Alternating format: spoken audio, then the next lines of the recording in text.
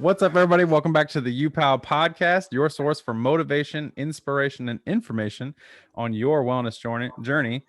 As always, I'm Sean. I'm Austin. I'm Bailey. I'm Lauren, and this is Winnie and Nibbler. Yeah, that's right. We got the dogs here too. They're probably not going to say much. On today's episode, I am very excited for this. I feel like I say that every single time. I genuinely am excited, but today, extra excited just a little bit more because today we have, for the first time, Bailey with us. You might be thinking, what the heck? We had Bailey on there twice last season. Oh, but we did not have Bailey as a part of the uPOW family. We do for the first time today. So if everyone could be very welcoming to Bailey as she joins our team. I think if I'm being completely honest, and I'm not just trying to blow smoke here, immediately after we filmed Bailey's first podcast, it was one of those things where we were like, man, that went great. And we think it was the best episode of season one. And in my opinion, I really like the Valentine's Day show as well, because I won. But anyways, but it was really good to have the conversation that we had. And immediately afterward, Austin and I were sitting back and we were going, you know what, like, that girl really is incredible at what she does. And it was one of those things where we kept talking about it. And, you know, when you find real talent and you find people who are very genuinely interested and very, you know, good at what they do, and just everything that they do just kind of clicks with the stuff that you're doing, you have to kind of grab onto that. And we were talking about it literally since that night, and we just kind of kicked around the ideas more. Bailey and I talked at work, and, you know, I'm very happy that we were able to bring this partnership forward. So Bailey, welcome to the show. Yeah, we're excited to have you. I'm very excited to be a part of it. I would agree. After that first podcast, I wasn't really sure what I would expect, not ever having done podcasts before, but I felt like the chemistry was there. The information is great. And I feel like we serve we care about a common purpose and a common cause here with promoting wellness. So I'm really stoked to be a part of the family and looking forward to all that we get to do. What is it about uPOW? You know, because we've talked about it a lot, and you know, when we did interviews with other people, it was like, oh, cool, you know, thanks for being on. And, you know, not to discredit any of our other guests, you know, it was great when everyone comes on, but it was one of those things where it just kept coming up in conversation. It kept coming up. So obviously you were excited about it from the first time you did it. You know, why uPOW is my first question that I want to kind of talk about here. Sure. Well, in my normal day-to-day job, I am working with what one would consider an elite group of athletes. And don't get me wrong, that is the career that I love, and that's what I've spent a lot of time working towards. But that is a very small percentage of the population. And so the big appeal for me in uPOW is that we can reach such a more broad audience, and we can focus on building lifelong habits. We can work on multiple different goals. You know, to me, there just seems to be so many different opportunities to really promote nutrition and fitness, but not just in a way that is extreme, such as in like the collegiate and professional sport atmosphere, but in the day-to-day life, which is equally as important, in my opinion. So I'm really excited that we get to explore that a little bit more as a team. So what kind of got you on the path of doing what you're doing? I mean, it's not every day everyone wakes up and goes, I want to be a dietitian. So, I mean, like, where did that start? Yeah. For me, it actually did start really young. I took my first nutrition class as a freshman in high school. And I say I took my class like loosely because I was homeschooled, so my mom taught me. But I was really interested, like that topic just immediately grabbed my attention. And I played sports all growing up. And so I loved that I could see this immediate application. And granted, I didn't know at that time where exactly it would take me, but I was probably one of those few people that knew from 14 or 15 years old, I wanted to work in nutrition, and I loved sports and athletes, and that was what I wanted my career to look like. So yeah, it started kind of young for me, but I'm really grateful it did. It gave me a lot of direction and purpose as I moved throughout high school and college, and obviously kind of the early years of my career. Nice. Do you think that being homeschooled kind of helped kind of mold that? Like, did your mom and dad like do home cooked dinners and stuff like that, kind of get you into the whole cooking thing?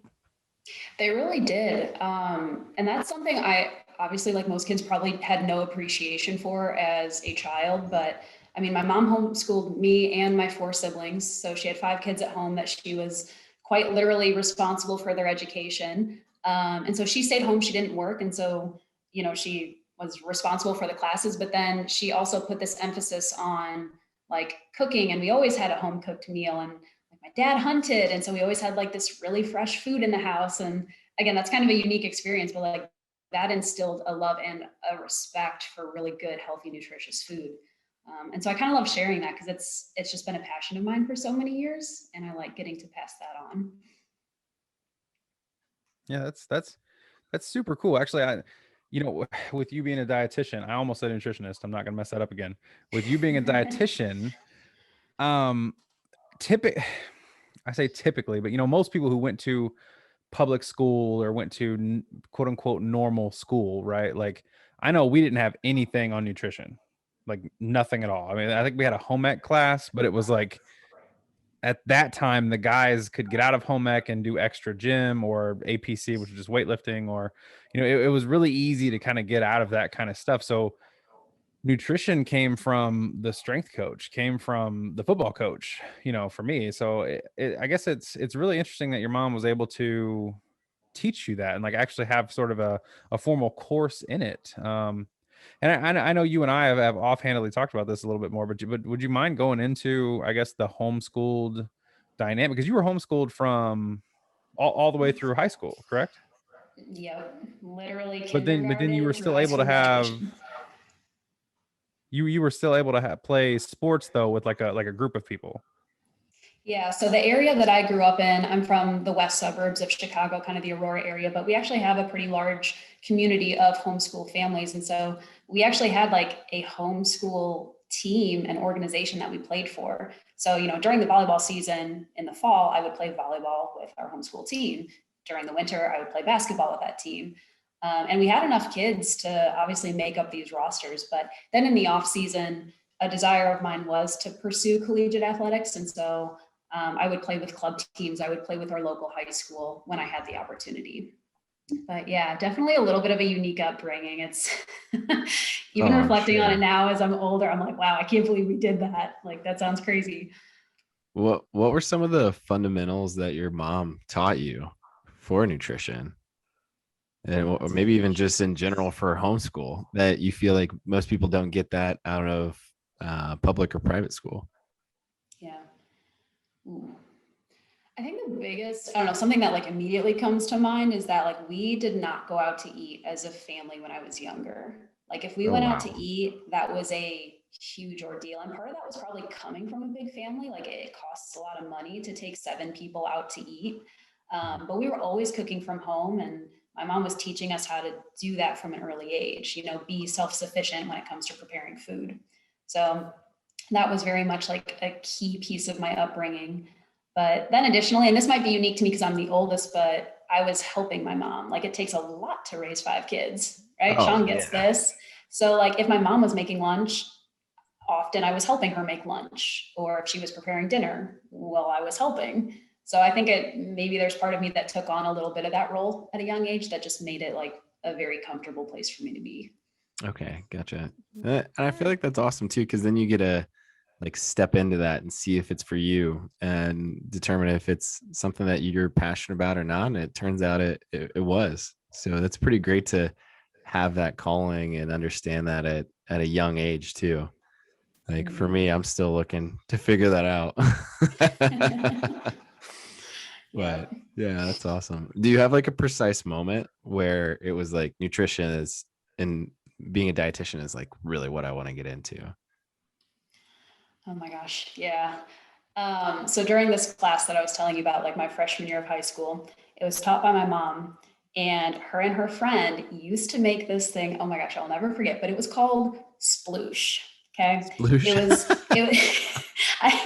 I don't know where the name came from, but they would basically take like really healthy functional foods. So kale, blueberries, chia seeds, like all of these really healthy foods. They would just throw them in a blender and essentially make a smoothie.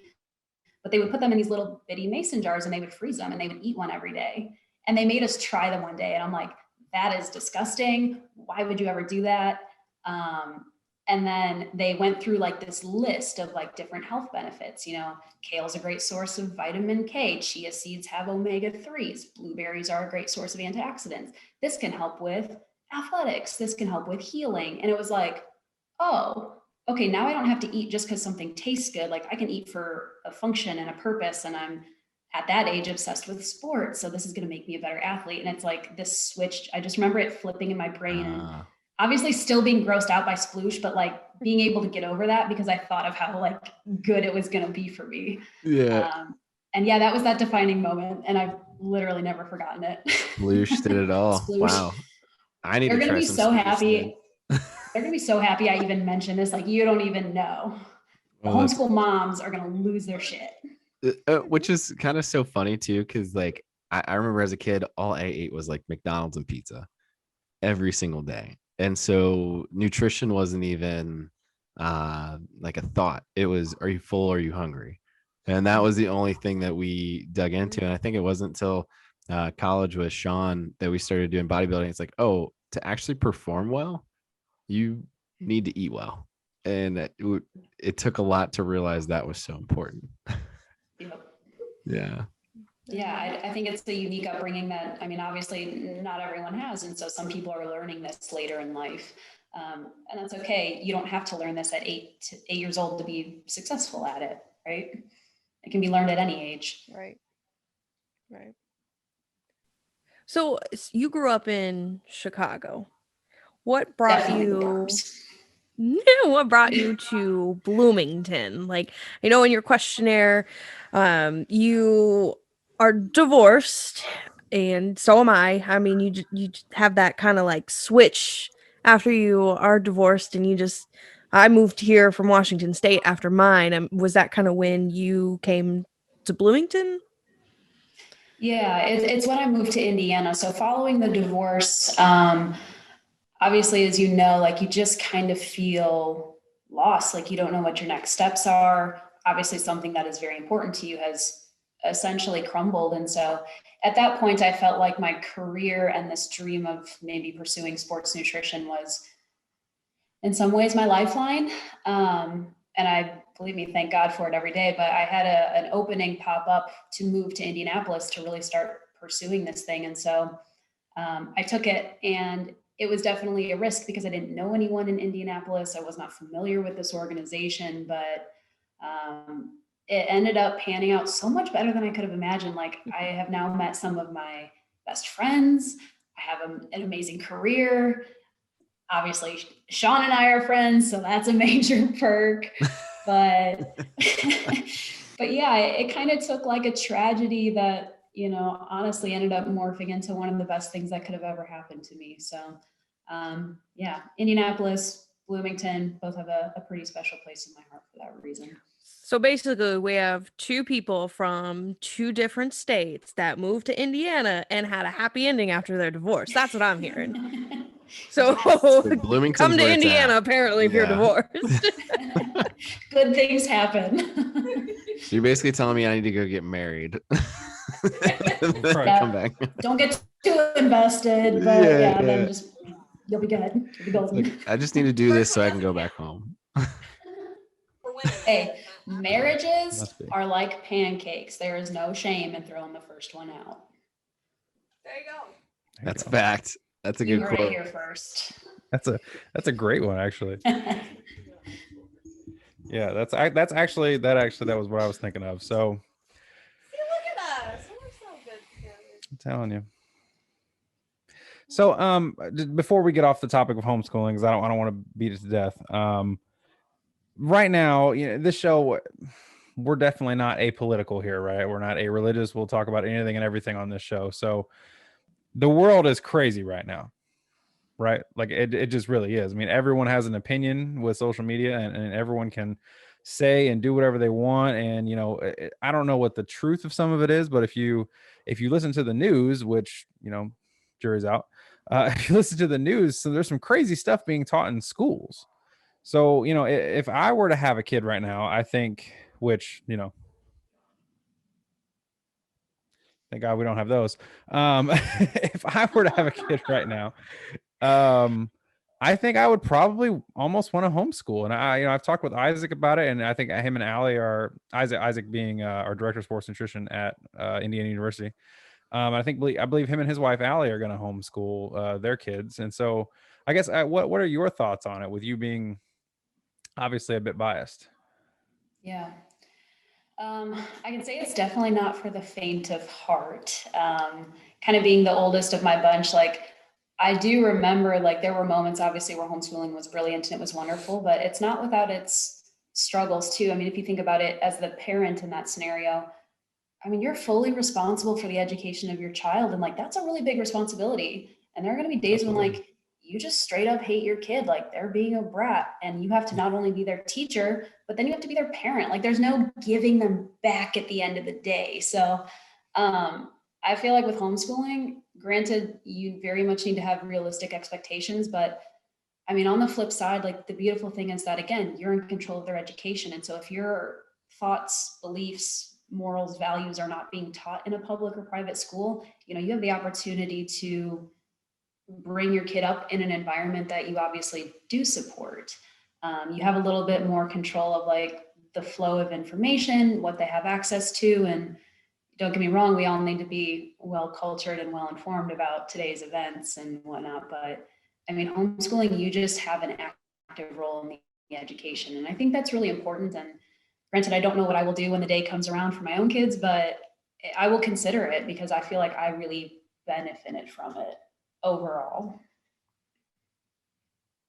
Yeah, that's awesome. You know, it's funny. I went to high school, and I won't say too much because I don't want to reveal who it was. But basically, that guy I went to high school with had a brother who ended up actually trying to drop out of high school.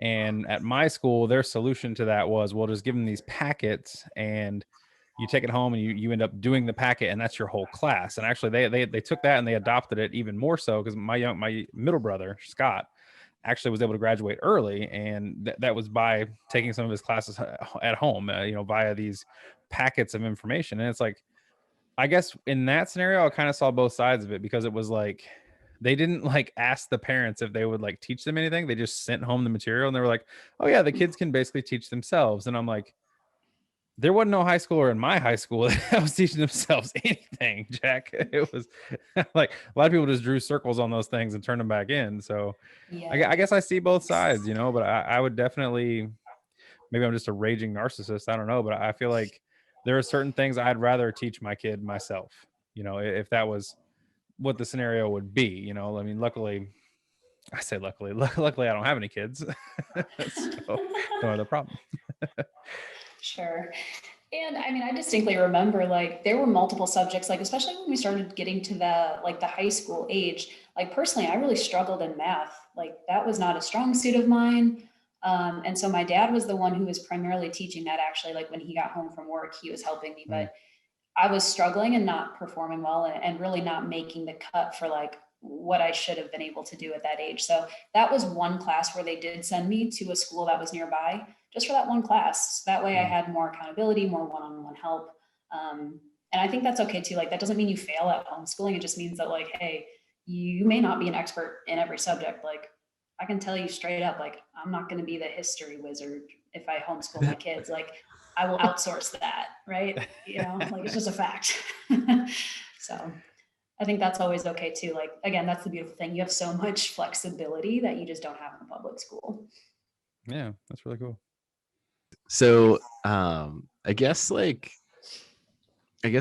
Bailey, to kind of hit on, thinking about wellness, thinking about sustainability and balance, in terms of what are some of your ambitions? Like, what are some of your goals, whether it be in the wellness area or whether it be in the health and fitness area?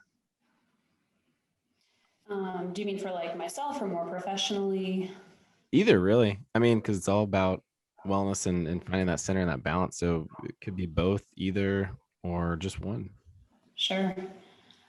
I mean, so something that is always on my mind is, I suppose, striking the balance between like having nutrition as a career, but then also having a personal relationship with food. Because it can actually get really challenging, right? Like talking about food, working around food for 8 to 10 hours a day, and then also trying to coordinate like my own nutrition goals or my own nutrition schedule. And so I've been, really focused in this last year trying to strike a balance between that where I'm not solely focused on everyone else's nutrition where like my own goes just completely off the charts because that's happened Yeah. before. you kind of like preach, and then you're like, all right, I'm exhausted. I'm going home and I'm going to have a tub of Ben and Jerry's because that's what I need. I feel So, attacked. okay, but you've been there, so you know what I'm saying. So a personal wellness goal for me is, striking the balance where I can have this as a career, but I can have my own separate personal relationship with food, and I can continue to like foster and grow that, and still use it in a way to support other goals. Because as you know, fitness is also very important to me. Been training for a couple of half marathons in the last couple of years. So having a strong nutrition game is very important for that too, for my own selfish reasons. Well, and it's got to be so tough too, because you're preaching all this. And so that's like your outlet, whether it's negative or positive. And it's like, I've been telling all these people to do this and not do that. And now I'm going to be bad because I had a stressed day. So I'm going to do all the bad things tonight. And it all revolves around food. Yep. So, I mean, what's your, I guess, what do you want your relationship with food to look like? Is that to eat when you're full, or to keep eating until you're full? Is that counting calories? Is that not stress eating and finding another outlet? Like, I'd love to hear more about that. Yeah, I mean, I suppose it's a little bit of everything. Like personally, I am not a calorie counter. I've used tools like MyFitnessPal in the past, and those have been helpful for, just providing like some general information on what my average intake looks like. But I am not a religious calorie counter, and typically I don't recommend that for my clients either. Really? For small isolated periods of time, it's great because again, it builds awareness. But I mean, nobody wants to sit on an app all day, and nor should you, to just document every little single thing you eat. That's what I've been doing. Have you been doing that? Yes, I've been bad. Has it been a helpful tool? Yes, it's been so helpful because I realized I was eating probably like 1,500 calories more than I needed. Oh, wow. Okay. I was just stress eating, and then I did not realize dates had so many calories in them. And so once I broke it all down, especially how, like when I was going out to eat or eating little snacks, grabbing a handful of almonds here, handful of almonds there. What the hell is a date? It's a nightshade plant. And you had to ask. No, I'm just kidding. So I guess Bailey, like because when I was reading your survey, I saw a lot of goals and like recommending and giving people advice on goal setting. So I was kind of curious on like how you choose your goals and maybe some advice for other people on how to help them set good goals. Yeah, absolutely. I mean, that's totally a foundation of, I feel like, everything we do in nutrition, because there is in my opinion, there's just a lot of misinformation circulating around. And don't get me wrong, I appreciate when people set very ambitious or intense goals. I love their motivation, but often burnout is very quick to follow. So I'm usually recommending that people try to set a SMART goal. And that's something that is specific, realistic, achievable, and time measured, if you will. So whenever they come to me with, something that they're hoping to achieve, whether it's nutritionally or fitness related, we basically want to break down that goal into smaller pieces that is measurable, because that's how you can actually track your progress. And that's how you can, at the end of the day, kind of put the check in the check mark box, and see that progress continue to build. So I'm just kind of curious, in your own fitness or wellness journey, have you ever tried that before? Or do you have any stories along those lines? For me? Oh man. I guess recently, no. It's just kind of been, do I want to gain weight? Do I want to gain muscle? And just kind of going in that direction. But when I was competing, if I wanted to get to a certain weight, then I would start to tackle like one thing at a time. So maybe I want to increase my calorie count to, by 1,000 over the next 2 months or 3 months. So that way my metabolism's high and I can start losing weight a little bit easier. So that was something that I did, or starting to get to a certain weight. Maybe I want to weigh 185 and I'm 195 right now. So I look at it as like, I want to lose 1 pound a week and then go from there. So I'm going to be 10 weeks out. But it's just kind of funny because I hear all the time, I'm not going to put anybody on blast, but someone came to me last weekend and they were like, I want to lose 20 pounds and I want to do it in 15 days. And I just looked at him. I was like, do you want to lose water weight or do you want to lose actual weight and keep it off? Because right now you're asking to gain back about 30 pounds. Right. No, you're totally right though. And I think that like in general, that's why diets and diet culture just don't work. It's because you have this totally unachievable goal. And it's not that the goal in and of itself is bad. It's just you haven't set it up in a way that's realistic. Yeah. And so by doing that, that's an immediate setup for failure. And not everyone is able to recognize that up front. So, obviously working with a dietitian or working with a personal trainer, hopefully the goal and something that you get out of that experience is somebody to give you feedback on your goal and help you make it more measurable. Because losing 20 pounds is probably a great goal for a lot of people. Losing it in 15 days, awful idea. Yeah. So how do you make that into something long-term and sustainable? That So- kind of becomes the question. So if we're just going to take this one for an example, like if we had to change the amount of weight or the time, what might you change the amount of weight or the time to help set those smaller goals? Yeah. Again, not knowing the person, I would say we could probably play with the time frame. And so if we were looking to lose 20 pounds, realistically, the data basically shows you can only lose 1 to 2 pounds of true body weight a week. When you see those additional fluctuations, that's more so representative of fluid status or glycogen. Yeah. And so 20 pounds at the bare minimum is probably going to take you 10 weeks. And at the long end of things, it might take you 20. And that's just kind of the reality of what we're looking at. But at least if you go about that method, you have a much better chance of actually keeping it off. Yeah. And I think it kind of goes back to that wellness piece of you talking about burnout. Because if you set that goal, whether you reach it or not, you're going to be burnt out by the end of those 15 days because you've restricted all those calories. And now you're basically fasting all day. So when those 15 days are up, it's like, all right, time to get some margaritas and some tacos because I'm getting loaded tonight. Exactly. Yeah. Exactly.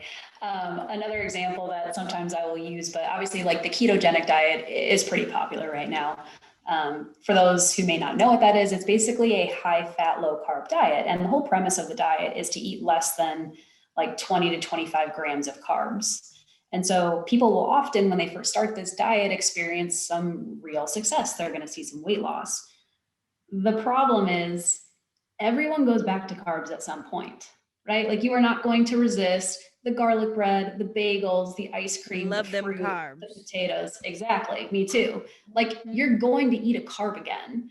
And so by following a ketogenic diet, you haven't taught yourself how to pick good carbs. You haven't taught yourself how to portion carbs, right? You've only taught yourself how to either overindulge or not have them at all. So those two ends of the extreme don't lead to good behavior modification. It just leads to one or the other. You're all in or you're all out. Right. And you can't live your life like that, at least not very successfully. You basically created an addict. And Right. yeah, so now you're in an addiction and now you're in a loop. And so to get out of that, you can't with that diet. So I guess, I don't know, that's just so interesting. What are some of the other fad diets that kind of bring make the hairs on your neck stand up? You're like, ooh, don't. Why are you doing that diet? Yeah. Oh gosh, how much time do we have? Maybe give us 3. Okay. Well, truth be told, like the ketogenic diet's probably top of my list, but another one that I've been seeing more of, and it's not exactly new, but I think it's just getting popular again, but it's all the juice cleanses or like the master cleanse or the apple cider vinegar cleanse. And the premise behind most of these diets is that you're actually not eating any solid food. You're mostly just having liquids. So juices, waters, smoothies. And again, all right, that might be fine for a couple of days, but I would imagine eventually you're going to want solid food. And so you haven't actually taught yourself any good habits or good behavior modification around solid food. You've just kind of been avoiding it, and eventually you will go back. So that one is like a major pet peeve of mine, not to mention it's probably very unnutritious in a lot of ways, right? Like you're not actually getting the carbs or the fat or the protein that you need to fuel your body. So Probably like in the fiber too. Would I be correct there? Or are they getting a lot of fiber? Because it's like I could not imagine all that going through your digestive system. Well, no, not really. And if you're like juicing something, you know, you're removing the pulp and the actual like flesh of the fruit or vegetable. So that is most of the fiber. So that's kind of something else we'd want to make sure that we're actually incorporating for a healthy, sustainable diet. okay, gotcha. Jared just sent something in. He's asking about the carnivore diet. The carnivore diet. I've heard bits and pieces, but explain to me again the premise of it, because I don't currently have anyone that's on the carnivore It's diet. literally just meat. Just meat. Just meat. So it's pretty much just explains itself in the name. Yeah. Yeah. Yeah, actually, there's a lot of research. I think his name is Paul is his first name, but he's actually an MD. His last name is Saladino, I believe.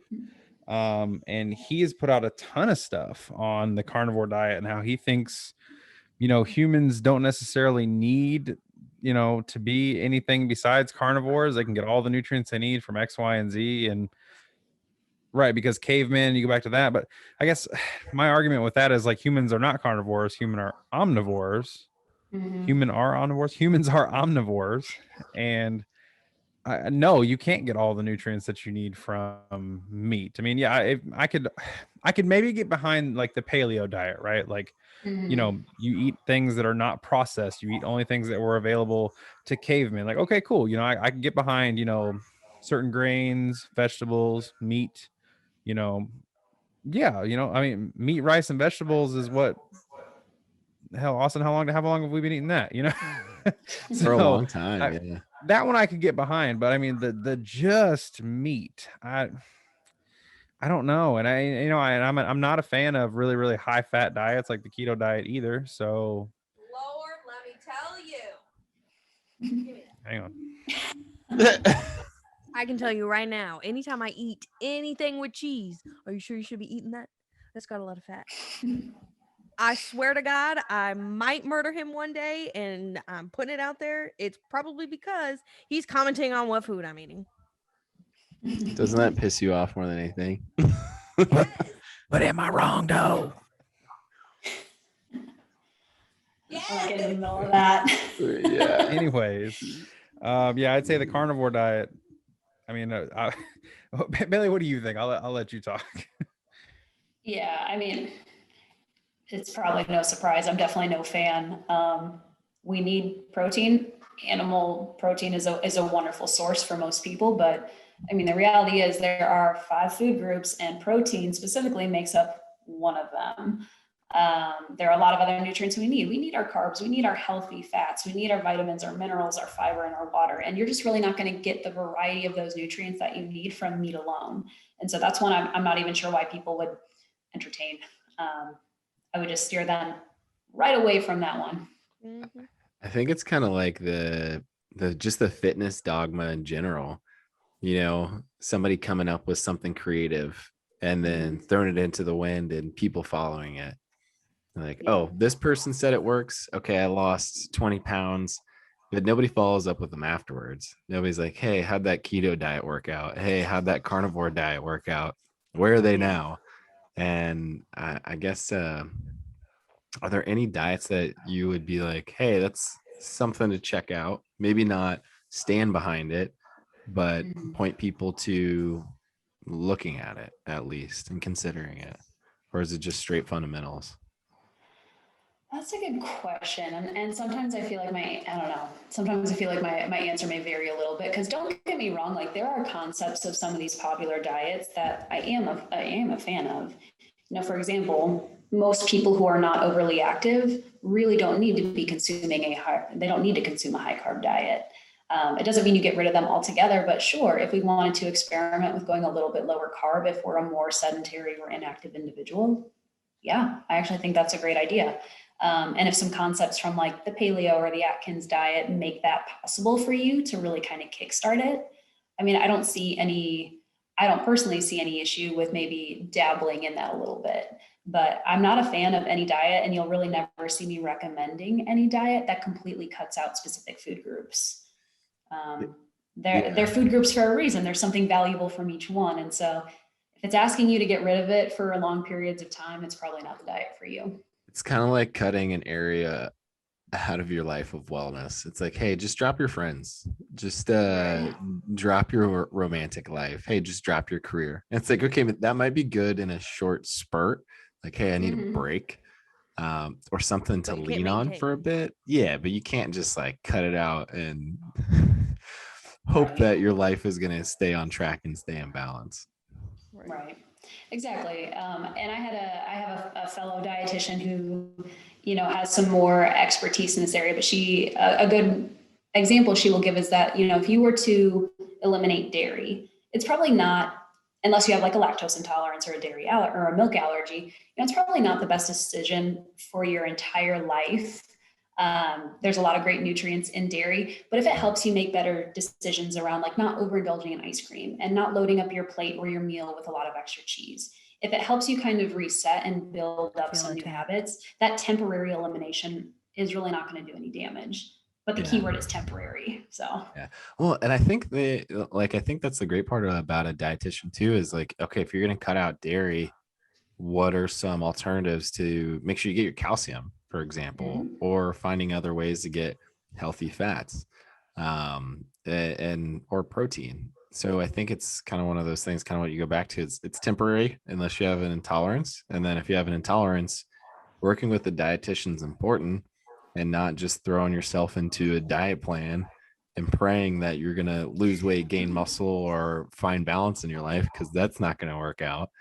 But yeah, I think I don't know. I like, the more that we're talking to you, the more I see importance for dietitians, because there's so many unanswered questions people have, and it's so personal that you can't just Google it and you're going to get the answer. Like, what were you talking about, Sean? Like diet soda? Was that your? Yeah, that was actually a viewer question that I got. We follow some people that watched season 1, and like I said, Bailey's episode was a fan favorite for sure. So one of the questions that we got related to food and everything was, how do you feel about diet sodas?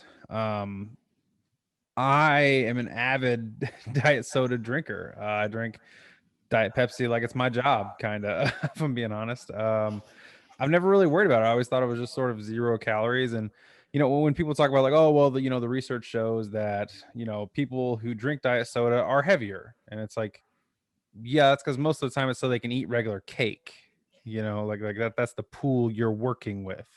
Right. So I'd be really curious to hear about your thoughts on that, because again, for me, I sort of, admittedly turned a blind eye to any of the other, let's call them potentially ill effects, because I saw a 0 on the can in the calorie line, and I was like, dope, in the cart. Yeah. Oh, and this is like very much a hotly debated topic, I feel like, in our profession. And so just know that you're getting my opinion on this. But in general, I feel like obviously the occasional indulgence in like a diet soda is not a problem. In fact, I have one occasionally myself, like when it's a really hot summer day, nothing slaps like a super cold Diet Coke. I'm gonna be the first to admit it. What do we call an occasional though? Slaps like hard. 3 a day? No, I'm talking like 1 to 2 a week. And essentially, here's what we see. So when we do look into some of that research, the outcomes, like the ultimate health outcomes for people who drink traditional soda versus the people who drink diet soda, they actually don't appear to be that different. At the end of the day, both are associated with an increased rate of diabetes, an increased rate of cardiovascular disease, metabolic syndrome. And researchers are honestly having a hard time deciphering, like, is it truly, is it the artificial sweeteners in diet soda, or is it, some of the chemicals, or is it just the fact that when people have a diet soda, they're still having their double cheeseburger and their medium fry? Is it what they're having their diet soda with? And there haven't been a lot of studies that can decipher the difference between the two. So yeah, my rule of thumb is obviously like the occasional indulgence You gotta live a little bit. But when it becomes that daily habit, that may be something I would encourage people to back off of and try and find a substitution. So flavored water is always a good option. The sparkling water can be fun. I know it's not the same. I'm not going to pretend it is, but you can be confident that it's a better choice for your health. That's a pretty good reason. Sparkling water is fire. I'm just gonna say that now. No. And I What's your have brand.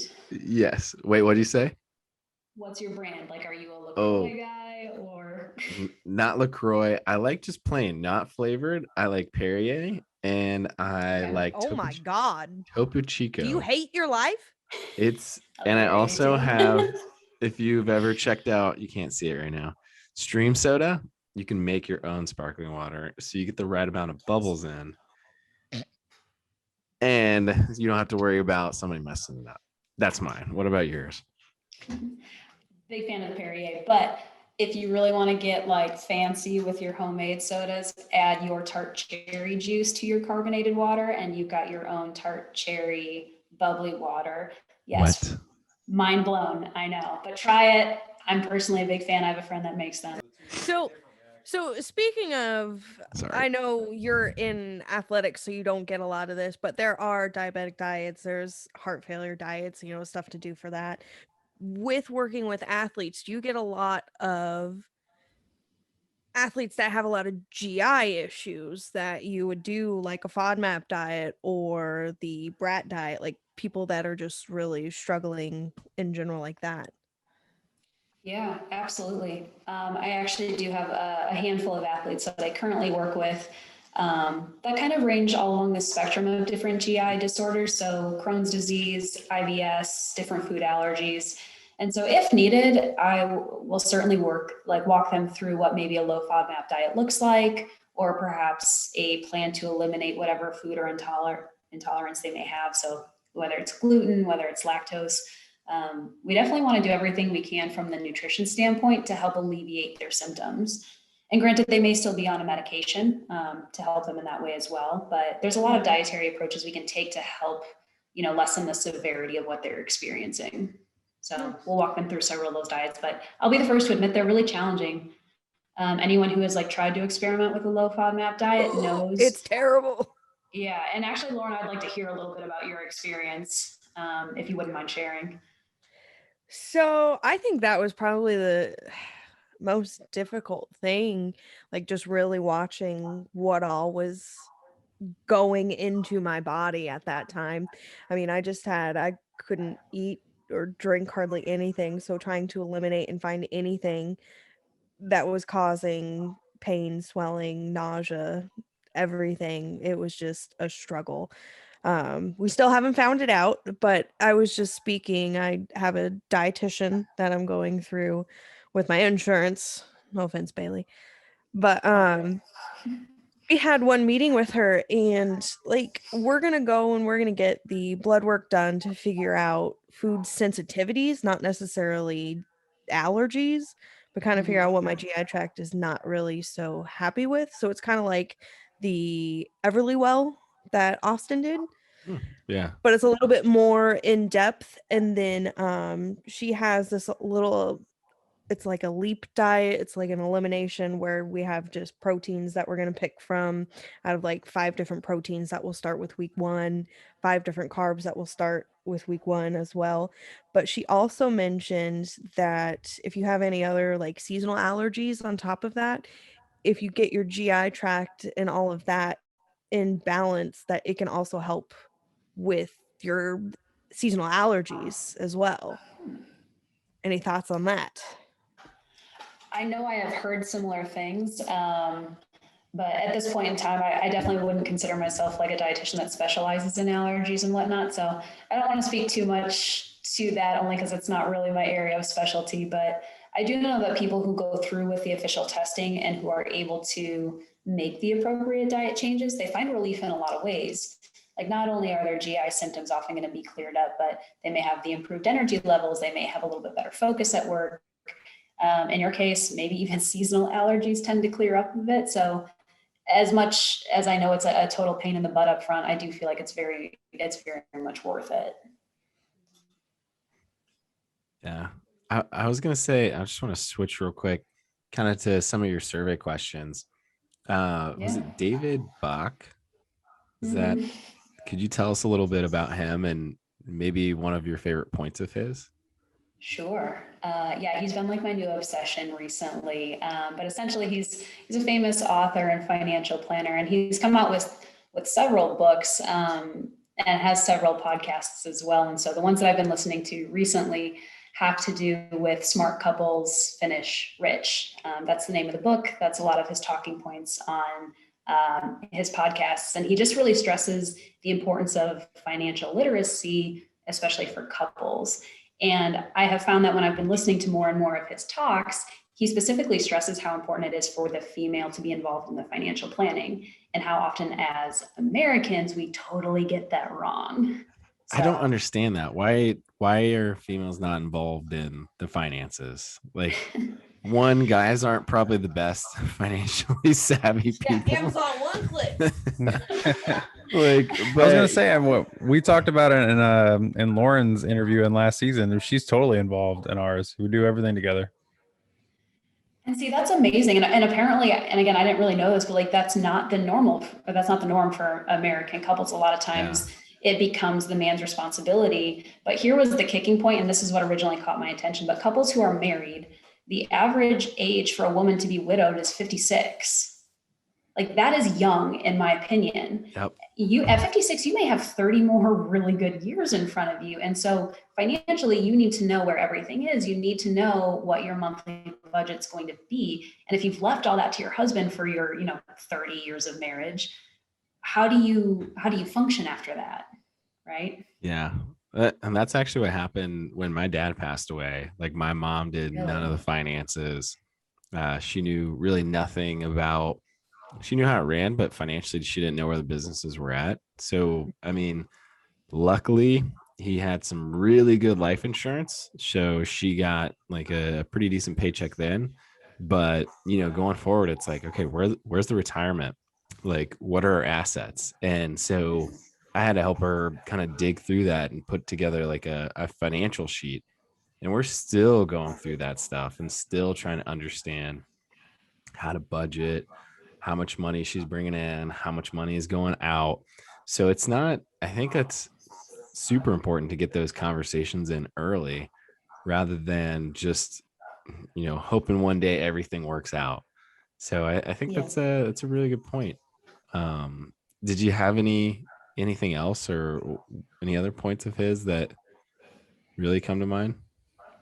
Yeah, he had one more that I've been slowly but surely working on incorporating, but it's something called the latte factor. Have you guys heard of it before? A Or something about it? latte? Is that saying no to Yes. Starbucks? I can't drink milk, so Yeah, you're like, I'll take my coffee Kind black. of. yeah. Now I get the vanilla little sugar-free creamer, or not Oh, I creamer, see the you. syrup. Little dabble. Is it sugar free though? Facts. I may have just screwed us all for that one. But yeah, no, essentially the latte factor is looking at, some of your disposable income, and an excuse for a lot of us is that like, oh, we don't have enough money to put away. And we say that as we're sipping on our $4.50 latte.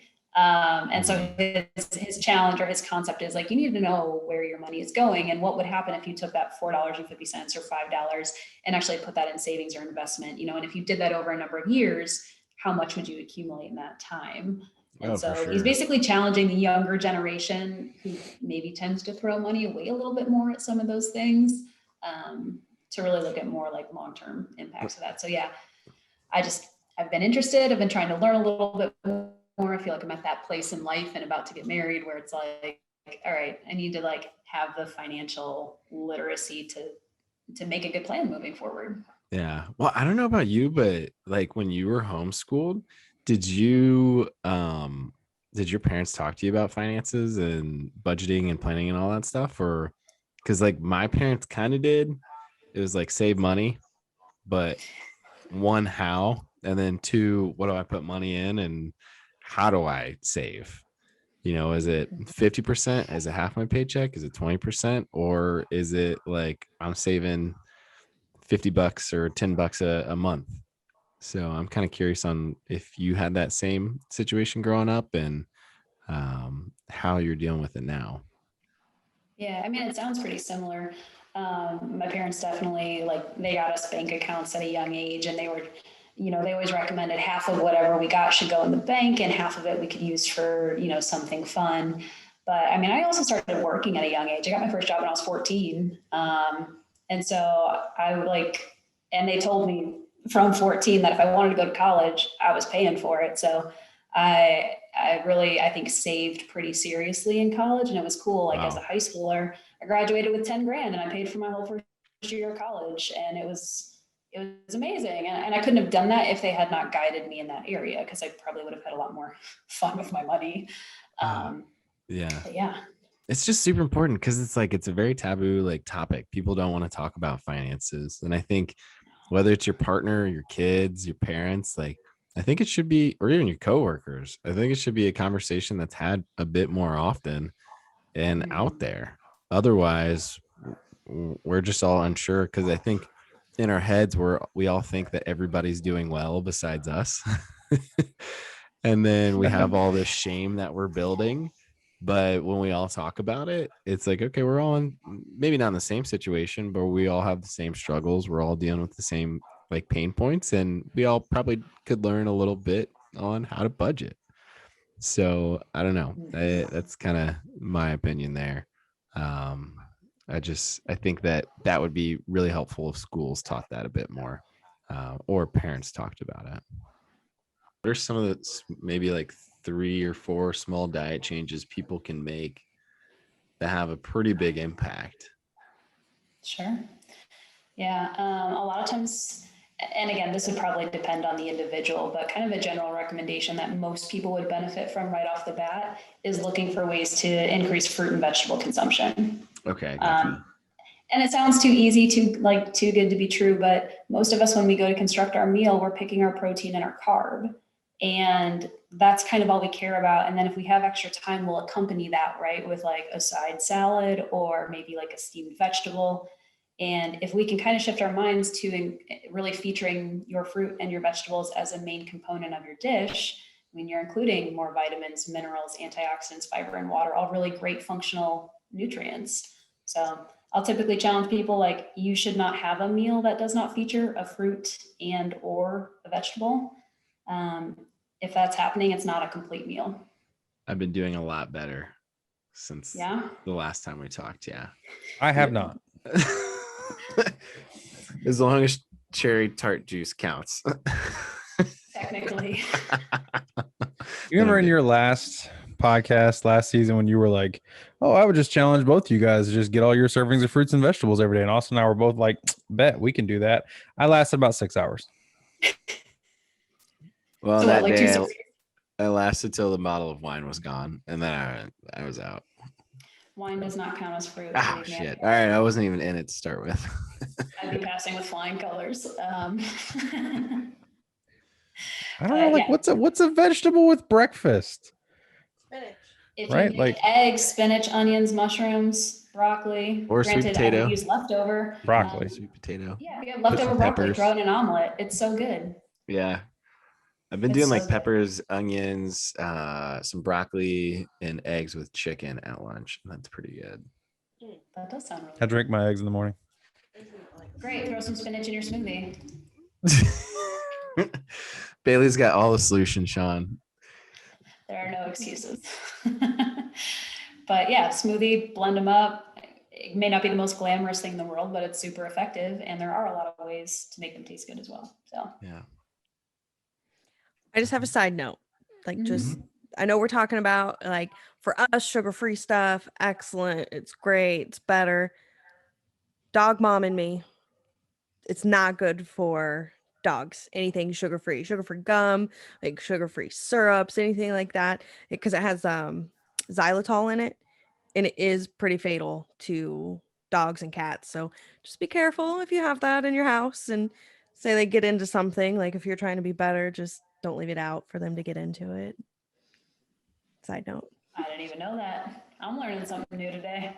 There you go. Yeah. So just watch that. We've had a lot of dogs that came in with like eating sugar-free gum. Like a lot of them get into people's purses. And then they eat that, and some of them don't make it depending on how much they ingest. So it's definitely something to kind of keep an eye on if you're trying to be cognizant of that. You got it. It's a good note. Our dogs are our kids. Don't judge They're me. important. Yeah. I mean, that's something I didn't know. I knew you couldn't eat chocolate. Dogs weren't supposed to eat chocolate, but Chocolate, onions, grapes. There's a whole bunch of stuff. It's not just chocolate. I've definitely fed. But at the same my time, dog like all my those dog, Definitely giving dogs grapes. Yeah. On the regular. dude, I had a dog when I was a kid, ate a whole bag of Halloween candy. Like, not kidding, an entire bag. And he was fine. He also ate like some decon one time, like, rat killer, and he was fine from that too. So might not have been like an actual dog.